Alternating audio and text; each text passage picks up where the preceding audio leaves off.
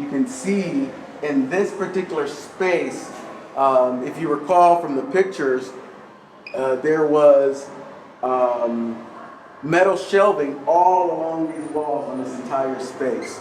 And they also had red brick at the top and red brick going down the side.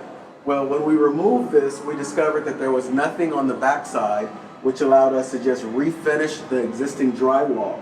And we refinished drywall over there after we removed the red brick. Then we installed 1x6 pine on the wall as backer for the standards, and these are the face outs that they put on the standards that will hold the merchandise.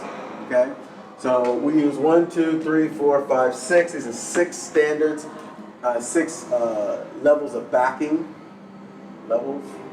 tiers of backing. Typically we only use 5, but these are slightly thinner standards and they require a little bit more support. So when you're right here, you don't want them to fall off when people are climbing or putting merchandise up at the top.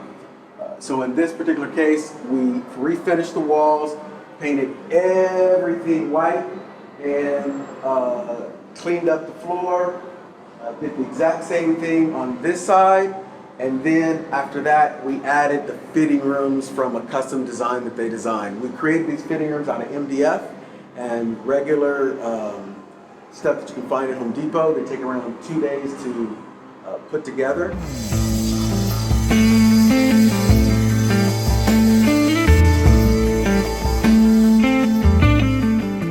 And that is how you get a completed temp space. A temp space typically takes around 10 to 14 days. On the 10th day, we move in overnight, and then they have about 2 days to prep till they get open. And then while they're in here, we will be remodeling the larger space of the original space. And when that's done, they'll move back in here, they'll move back over there, and then customers will see continuity of service. MattBeth.